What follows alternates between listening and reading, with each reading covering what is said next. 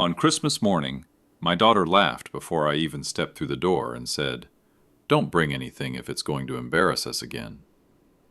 Her words struck harder than the winter wind, and still I clutched the package in my hands, small, plain, wrapped in paper I had folded slowly the night before. It wasn't shining with ribbons or glowing with gold, but every crease was pressed with care, every corner held together by quiet hope. They didn't see that.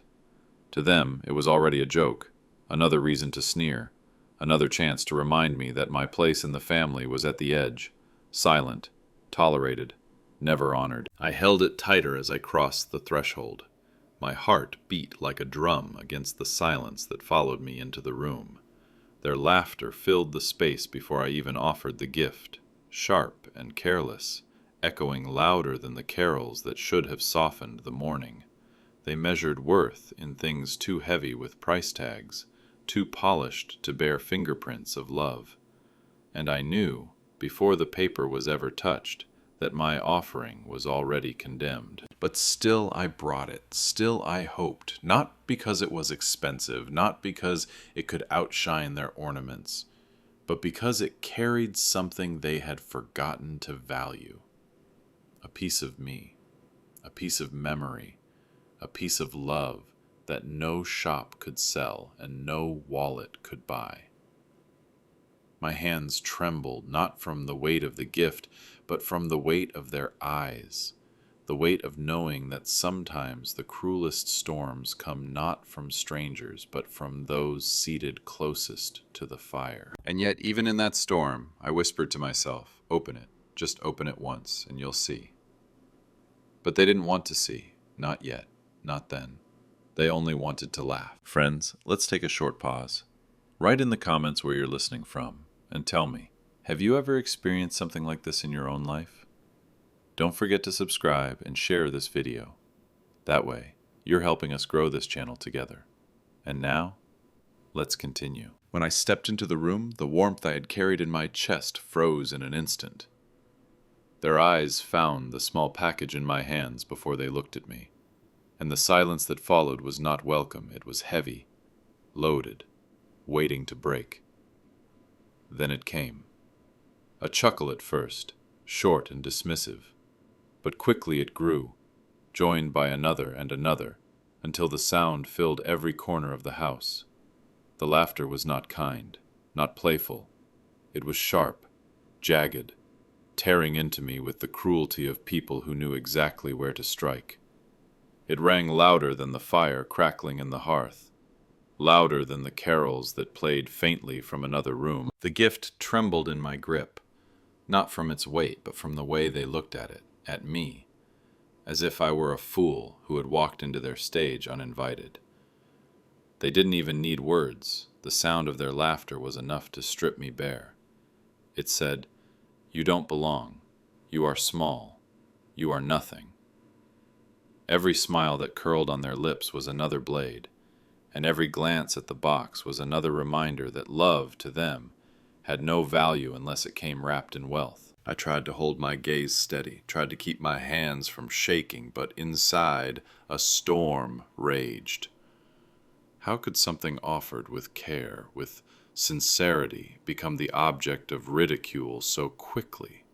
I wanted to speak, to tell them to wait, to open it, to see, but the air was too thick, the laughter too loud. My voice would have been swallowed before it left my mouth, and so I stood there, silent, with their laughter crashing over me like a tide, cutting deeper than any insults spoken aloud. It wasn't the sound itself that broke me. It was the betrayal inside it. Betrayal by the people who should have known better. The people who should have remembered what gifts are meant to be, not measured in price, but in love. But they didn't see that. Not yet. All they saw was a package too plain to matter, too humble to hold worth. They saw an easy target, and in their eyes, my pain was just another reason to laugh. The laughter did not fade. It shifted, sharpened, turned into something even crueler. They leaned closer to each other, feeding off the sound, turning my gift into a spectacle. One remark followed another, not spoken to me, but about me, as though I weren't even in the room. The words were dressed as questions, but they carried no curiosity, only poison.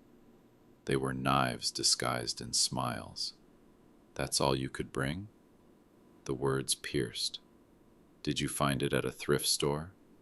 The blade twisted deeper. Each voice joined the chorus, their tones light, amused, as if the tearing down of my heart were a game meant to pass the time.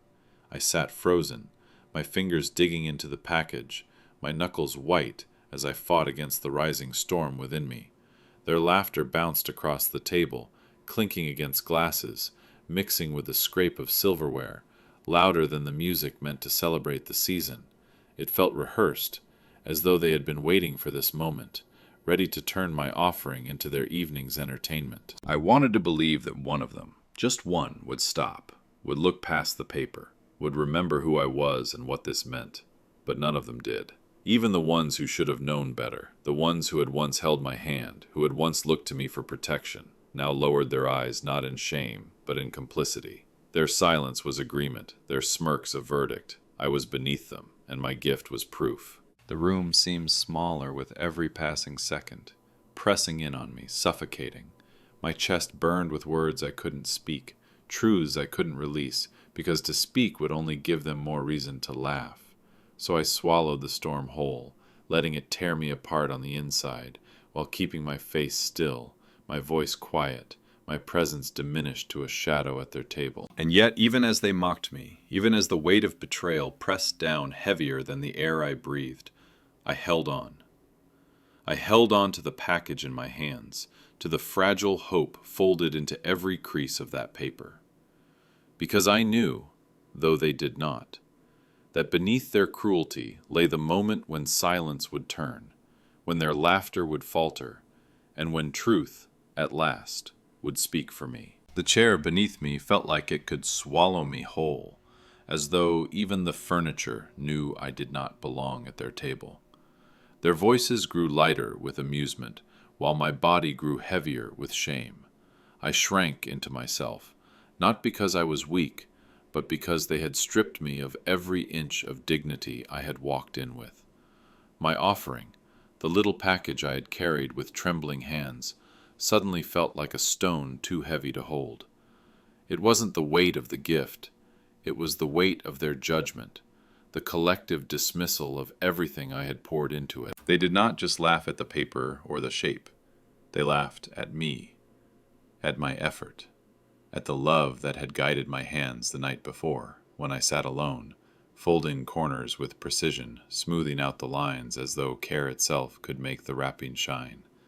To them, none of it mattered.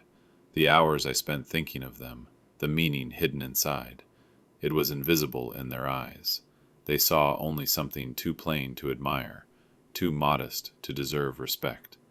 And in that blindness, they stripped me of worth. I sat there, still, as though moving would only draw sharper stares. My breath came shallow, my pulse quickened, and a bitter truth pressed down on me. I was smaller than the laughter that filled the room, smaller than the glances that passed across the table, smaller than the chair beneath me.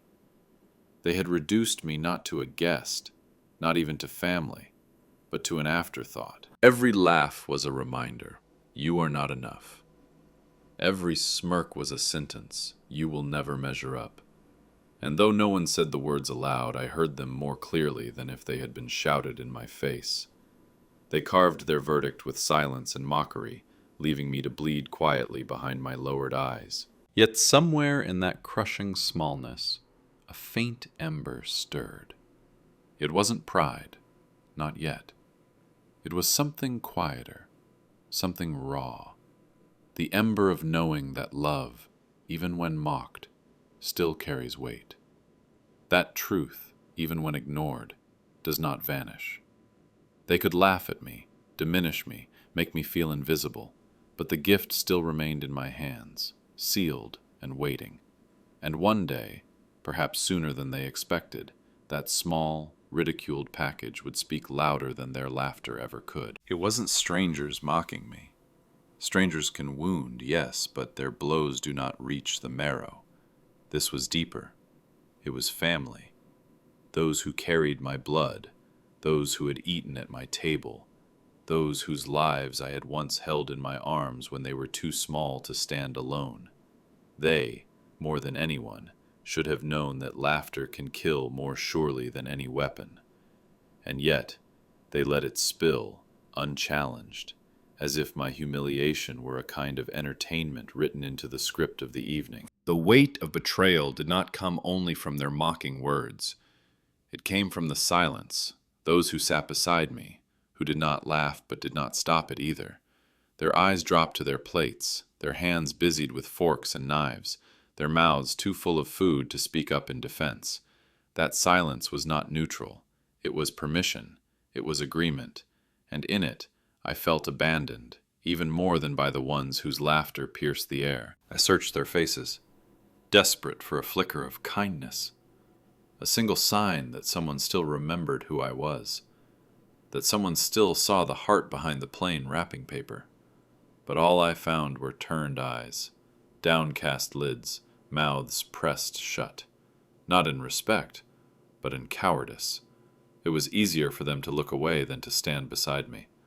And in that looking away, they too struck me. Every memory I had of protecting them, of giving when I had little, of holding them through their storms, those memories rose up only to collapse under the weight of what I now saw. Blood means nothing when it bleeds against you. Family means nothing when its first loyalty is to ridicule. I sat there, still, the gift clutched to my chest, and I felt a fracture run through me. Not because they laughed, but because they betrayed. Because the hands that should have lifted me chose instead to let me fall. It was not their cruelty that cut deepest. It was their absence when kindness was most needed. The betrayal was a silence louder than the laughter, heavier than the jeers, and it pressed down on me until I thought it might break me entirely. But I did not break. Not yet.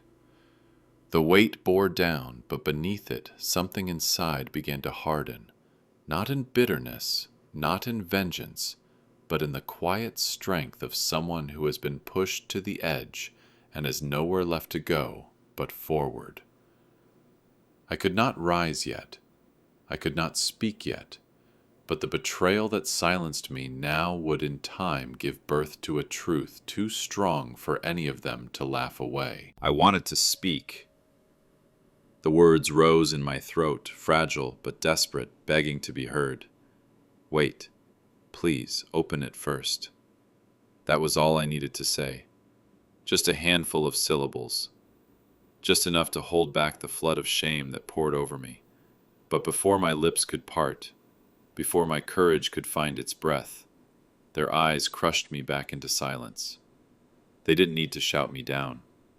Their disdain was louder than any voice I could have summoned. A glance here, a smirk there, the curl of a lip, as if even the sound of my defense would have been beneath them. All of it pressed against me like a wall too high to climb. So I sat still, my body heavy, my tongue chained.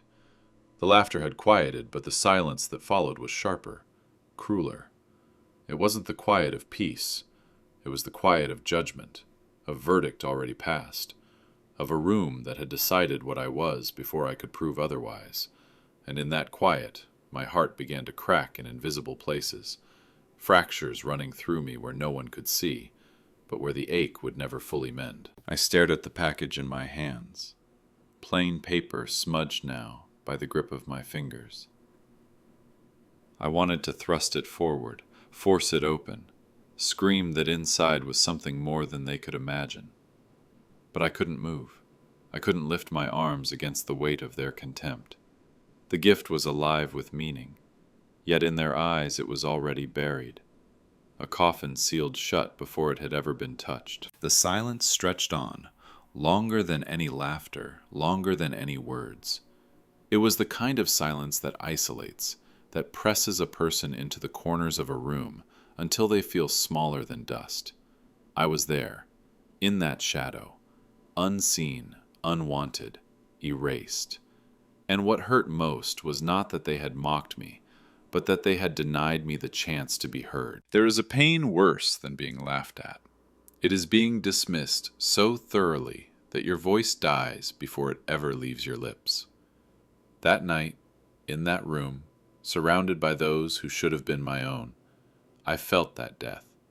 And yet, even as I sat broken in the silence, I held the gift tighter. Because somewhere beneath their disdain, I still believed that what I had brought would one day break through the shadow and speak louder than I ever could. Glasses lifted, crystal catching the light like shards of ice, and in their clinking I heard the cruelty more clearly than in any word. They cheered, not for me, not for what I had brought, but for themselves, for their wealth, their ease, their comfort in making me the shadow of the evening. Their voices rose in forced celebration, but beneath every syllable lay the mockery. My gift was too small to matter, too plain to be seen, too humble to deserve acknowledgement. They didn't even have to speak it aloud.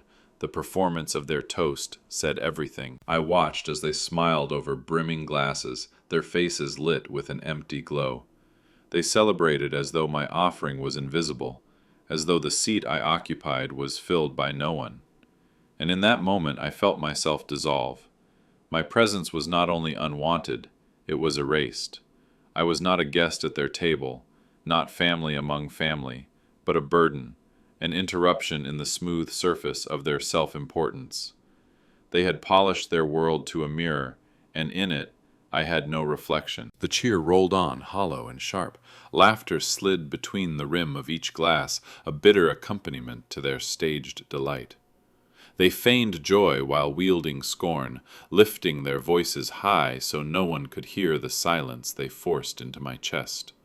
I sat among them, yet apart, holding a gift that seemed heavier now, not in substance but in sorrow, weighed down by the knowledge that what I carried was dismissed before it was known. I looked at their faces, faces I had once loved, once trusted, and in each smile I saw the cruelty of forgetfulness. They had forgotten who I was, forgotten what I had given long before this night, forgotten that love once had been enough.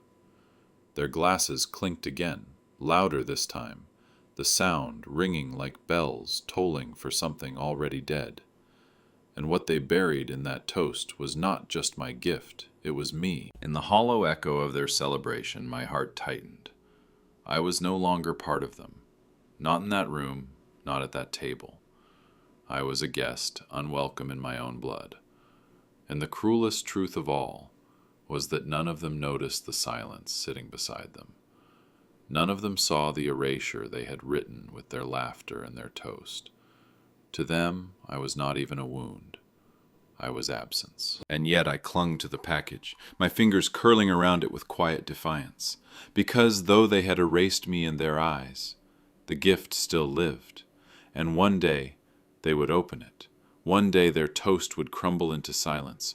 One day the truth inside my offering would rise louder than their crystal ever could. At last a hand reached across the table, not with gentleness, not with any trace of respect, but with the careless hunger of someone eager to prolong the game. The fingers closed around my package, and I felt my chest tighten, as though my own heart had been snatched away. They did not pause to wonder, did not look at me for permission. They only sneered, their lips curling as they muttered words meant to slice me open. Let's see what joke you've brought us. The sound of tearing paper filled the room, louder to me than all their laughter combined. Each rip was a wound, each shred of wrapping another piece of dignity torn away. I had folded that paper with trembling hands, with quiet intention, smoothing out the lines as though my care could shield what lay inside. But now it was ripped apart in seconds, tossed aside like refuse, crumpled and discarded on the floor as though my effort had been nothing more than trash. The others leaned closer, eager, their faces alight, not with anticipation of beauty, but with hunger for ridicule. Their eyes were sharpened, ready to cut, their laughter already swelling in their throats, waiting for the confirmation that I had failed them, that I had once again proven myself beneath their measure. In that moment, time slowed. I could see their mocking grins, the gleam in their eyes, the cruel readiness to feast on my humiliation. I wanted to shout, to snatch the box back before their hands could defile it further, but I sat frozen, my body rigid with despair, because I knew, no matter how sacred the gift, no matter how carefully chosen, they would not see it through the lens of love. They would see only what their hearts had already decided, that I was a fool and my offering a jest. And yet, as the last layer of paper fell away, silence broke through the room. The sneers began to falter. The laughter, caught half-formed, died on their lips. The torn wrapping lay scattered across the table like fallen leaves, but what remained in their hands was not a joke, not trash, not folly. What they held was the very thing they had spoken of needing for months, the one piece they had searched for and failed to find, the thing they thought no one could bring, least of all me. For the first time that night, their faces shifted. Their certainty cracked. And in that tiny fracture, I felt the first tremor of change, the faint stir of justice, waiting quietly in the shadows. The moment the wrapping fell, the air itself seemed to harden. Their laughter, once so loud and merciless, vanished as though struck down mid-breath. What remained was silence, thick, cutting, heavy enough to press against the walls and floor. Their eyes, wide now and no longer cruel, clung to the object in their hands. The mocking grin that had just curled on their lips hung frozen, unfinished, dying in the space between scorn and shock. I watched them, and for the first time all evening, they could not look back at me. Their gaze was fixed on what they held, as if the truth of it had stolen their voices. The gift they had dismissed without thought, the small box they had mocked, was not a jest. It was the very thing their hearts had ached for, the missing piece they had spoken of in hushed tones, the solution they had long searched for in vain. And it had been here all along, resting in their hands, wrapped in paper they had torn apart with laughter. The silence that filled the room was sharper than their jeers had ever been. It did not wound me, it wounded them. It forced them to see what they had tried so hard to ignore, that worth does not always shine on the surface, that love does not always come dressed in gold. Their faces paled, their shoulders stiffened, their eyes flickered with disbelief, and in that disbelief I found a strange stillness in my own chest, as if my heart, broken so many times that night, had finally found a rhythm steady enough to hold me upright. I said nothing. I didn't need to. My silence now was no longer the silence of shame, but of power. They had silenced me with cruelty, but the truth had silenced them with its weight. And in that moment, as their eyes fell to the gift again and again, struggling to reconcile what they held with the way they had treated me, I realized something. They had not only unwrapped the box, they had unwrapped their own betrayal. The torn paper lay scattered across the table, forgotten, but I saw it differently now. It was proof of everything they had destroyed in their rush to mock me: patience, dignity, love. And yet, despite their destruction, the truth inside had survived untouched. The gift stood whole, unbroken by their scorn, and so did I. For the first time that night, I felt taller than the chair beneath me, taller than their laughter, taller even than their silence. Because what they held in their hands was not just what they needed, it was a piece of me they could never laugh away again. Their faces changed before my eyes, like masks slipping from a stage play. Just moments ago, their features had been lit with cruel delight, every smirk and narrowed glance sharpened against me. But now, the light drained from them, leaving behind something raw, something they could not hide. Shame crept into their eyes slowly, but once it settled, it spread like a shadow they could not shake. Their mouths, which only minutes earlier had spilled laughter as if it were cheap wine, now remained shut, tight and trembling, as if every word had dried in their throats. I watched them struggle in their silence, Some lowered their gaze, as though the floor could forgive them where I could not. Others stared fixedly at the gift, as if by keeping their eyes on it they could avoid looking into mine. But there was no escape. The truth had taken hold, and the truth is merciless when it forces the proud to see themselves as they are. In the heavy quiet, I could almost hear their thoughts clawing at them. Each laugh they had thrown at me now echoed back inside their own chests. Each sneer returned like a mirror too harsh to face, and though not one of them spoke, their silence was louder than any mockery they had offered. It was the silence of guilt, of recognition, of a wound they had inflicted but could not undo. I did not move. I did not need to. My stillness was a judgment they could not escape. I let the silence do what my voice had been denied the chance to do. It spoke for me. It weighed heavier than accusation, heavier than tears. For the first time they had to sit with the reflection of their cruelty, and it burned them in a way my words never could. The gift remained in their hands, steady and undeniable. It was no longer a symbol of their ridicule.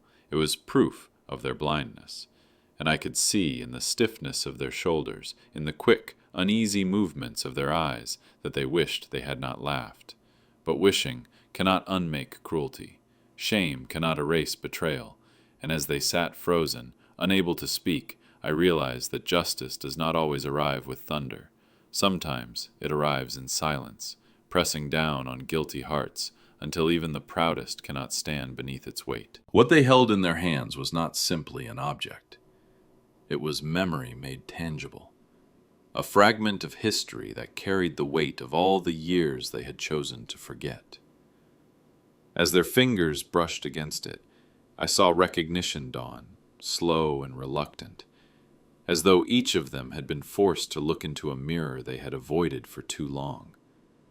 The gift was not new, not polished or purchased, but it was rooted in something older, something truer. A bond they had abandoned, a story they had buried beneath ambition and pride. It was the very thing they had spoken of for months, almost in passing, almost as if it were too impossible to hope for. The missing piece they needed, the one reminder that could tether them to where they had come from. I had kept it quietly, preserved it when no one else thought to, because love remembers what others forget. Love saves what others discard. And now, placed before them, it stood as undeniable proof that what they had mocked was, in truth, the answer they had been longing for. Their eyes shifted uneasily. I could see memories flicker across their faces, moments they had lived but had chosen not to honor. They remembered where it came from, who it had belonged to, and what it meant. They remembered the nights when it was central to their lives, the years when it was a symbol of who we were before pride tore us apart. And yet, they had thought I could never carry such weight, never hold such value, never deliver something they themselves had failed to find. That was the betrayal inside the gift. Their assumption, so careless, so cruel, that I was incapable of giving them anything that mattered. They had confined me to the edges of their lives, dismissing me as someone whose presence was tolerated, never celebrated. And now, the truth lay in their hands, heavy and undeniable. It was mine that had preserved it, mine that had remembered, mine that had given them what they needed most when they least expected it. The silence deepened, no longer cutting me apart, but binding them to the reality they could not escape. Every laugh, every insult they had cast toward me now echoed back against the walls of their own memory, returning sharper, heavier. They had mocked the one who carried the very key they had been searching for, and now they could not look at me, because in my small, ridiculed offering, I had become the keeper of their forgotten truth. And for the first time that night, I no longer felt small. They did. I didn't need to shout. The words that had burned on my tongue, the cries I had swallowed again and again through the night, suddenly felt unnecessary. I didn't need to defend myself, didn't need to plead with them to understand. The room itself had shifted. The silence had become my voice, and it spoke with more strength than I ever could have summoned. Their shame filled the air, heavy and undeniable, pressing down on them until even the proudest among them could not raise their head. For so long I had carried the weight of their laughter, the sting of their dismissal, the humiliation of being the fool in their eyes. But in that moment the scales turned. Every cruel word, every mocking glance, came back to rest on their shoulders, and I saw it break them from within. Their silence was not empty. It was confession, it was acknowledgement, and it was justice. I looked at them, one by one, not with anger, not even with triumph, but with a stillness they could not bear, because I was not the one trembling now. They were. My pain had always been hidden, buried deep where they could not see, but their shame was written across their faces for all to witness, and no matter how they tried to mask it, no toast, no laughter, no glass raised high could erase what had already been revealed. The gift lay on the table, its meaning undeniable, its truth unshakable, and though I said nothing, it spoke for me. It told them I had remembered when they had forgotten. It told them I had preserved what they had abandoned. It told them that the one they had dismissed, mocked, and diminished was the very one who had carried the answer they needed most. Their silence grew heavier with each passing second, until it became almost suffocating. And in that suffocation I found release. My heart, so cracked and bruised from their ridicule, beat steadier now, carried not by their approval, but by the quiet power of knowing justice had come, not through revenge, not through rage, but through truth too strong to be silenced. That night I realized something I had never understood before. Sometimes justice does not roar. Sometimes it does not arrive in flames or thunder. Sometimes it sits quietly, waiting for the moment when the weight of truth crushes the laughter of the proud, leaving them to face themselves in silence. And that silence was mine. It was my victory. It was my justice. I looked across the room and saw the change unfold like a slow collapse of walls that had once seemed unshakable. My son's face fell first, the confidence drained from him in a single breath.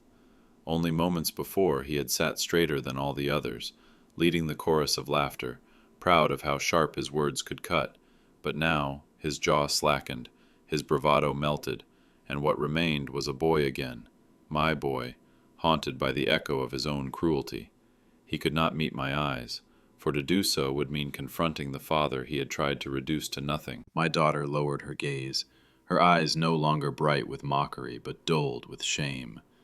I remembered when those same eyes had once searched mine for reassurance, when she had leaned on me for strength. Now she could not bear to look at me, because the truth she saw in my silence reflected back her own betrayal. Every cruel word she had spoken just hours ago now clung to her like a stain that would not wash away. And then my brother, the one who had smirked the loudest, who had turned my offering into the punchline of his jokes. His smirk was gone. His lips pressed tight, his face rigid, his posture no longer proud but heavy, as though the weight of his words had finally settled on his shoulders. The laughter he had enjoyed so easily before now seemed like poison in his own mouth, bitter and impossible to swallow. One by one, they carried their guilt like chains. It was visible in the way their shoulders sagged, in the way their hands fidgeted, in the way silence choked them. They didn't need me to remind them of what they had said. I could see the memory written across their faces.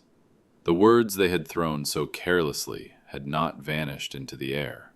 They had come back, binding themselves to their throats, shackling their pride, forcing them to wear what they had done. And I remained still, watching, not with vengeance, but with the quiet weight of truth. They had thought me powerless, voiceless, small, yet now they sat diminished, each of them hunched beneath the burden of their own voices, each of them condemned not by me, but by the memory of their own betrayal. I did not need to lift a hand or speak a word. Their shame was their punishment, and their faces carried the verdict. In that moment, I was no longer the smallest one in the room. They were. At last, the silence cracked. Not with laughter this time, not with mockery, but with a fragile whisper, trembling as though it feared its own sound. "We needed this," came the voice, barely audible, yet heavy enough to make every head turn. It was not a confession meant for me. It was a confession dragged unwillingly from a heart cornered by truth. Another voice followed, quieter still, weighted with disbelief. "How did you—" The words trailed off into the air, unfinished, because they already knew the answer, though none of them could bear to say it aloud. I did not reply. My lips did not part. My voice did not rise. For once, silence was not weakness. It was strength, unyielding, undeniable. It wrapped around me like armor, while they sat vulnerable, exposed beneath the weight of their own recognition. They wanted answers, explanations, a bridge back from the shame that bound them. But I gave them nothing. I owed them nothing. My silence was my reply, and it spoke louder than anything I could have said. They shifted in their seats, restless, uneasy. The gift lay on the table, its meaning undeniable, its presence heavier than any crown or title. It reminded them not only of what they had forgotten, but of who they had forgotten. It testified to every sacrifice I had made, every piece of myself I had given, that they had treated as nothing. And now, faced with the undeniable truth of it, they wanted me to break the silence, to ease the weight pressing down on them.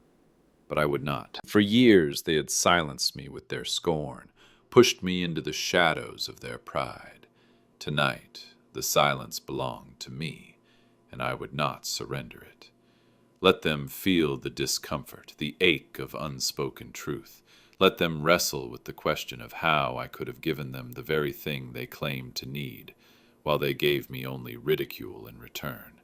Let them sit in that tension, in that unbearable quiet, where the echoes of their cruelty had no escape. And so I sat tall in my chair, eyes steady, lips closed, the storm that once threatened to consume me now calm, controlled. Their voices had always been louder, their laughter always sharper, but tonight the silence I carried was greater than all of them combined. I rose slowly from my chair, the legs scraping softly against the floor, a sound so small, and yet it filled the room like thunder. Every eye followed me, but none dared to meet mine for more than a second. They sat frozen, bound not by my words, because I had spoken none, but by the truth that now lay open before them, undeniable, unshakable. The gift they had mocked, the box they had torn apart in cruelty, now sat in the middle of the table like a quiet judge, and they clutched at it as though it were life itself. Their hands hovered near it, their shoulders stiff, their shame spilling into the silence, and I knew in that moment that nothing I could say would pierce them more than the truth already had. I looked at each of them, my son, my daughter, my brother, and all the others whose laughter had cut me apart only hours before. They had built their pride on the illusion that I was small, that my offering was worthless, that I was a shadow in their light. But now the roles had shifted. They were the ones who shrank beneath my gaze. They were the ones who felt small, bound by chains of their own making. They had been eager to laugh, eager to wound, eager to cast me aside. But now they were left with nothing but the bitter taste of their own betrayal and the weight of the gift they could not deny. As I turned toward the door, I felt no weakness in my step.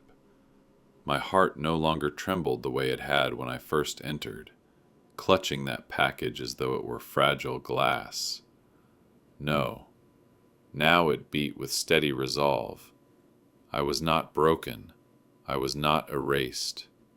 I had walked into that room carrying love, and I would walk out carrying dignity. What they chose to do with their shame was no longer mine to bear. The air behind me was thick with their silence. No one called after me. No one dared to laugh again. Their voices, once sharp and merciless, had been stripped from them, and I left them in that silence, forced to sit together with the truth that burned brighter than their pride. They had mocked the very thing they needed most, and now they would never be able to laugh at it again. For the rest of their lives, every glance at that gift would remind them not of their cleverness, not of their superiority, but of their cruelty and the justice that followed it. I stepped out into the cold night, the sky wide and endless above me. The air bit at my skin, but I welcomed it. It was cleaner, purer than the poisoned warmth of that room. I carried nothing in my hands, but I felt whole for the first time that evening.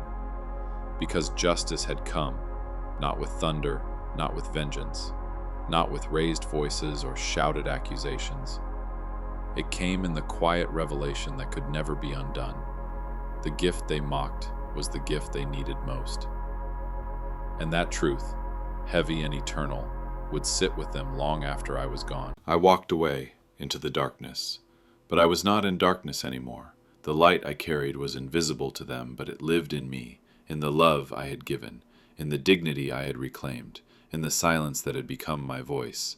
And I knew as the door closed behind me that they would never laugh the same way again, not at me, not at what I gave, because now they knew mockery fades, but truth remains. And the truth was mine.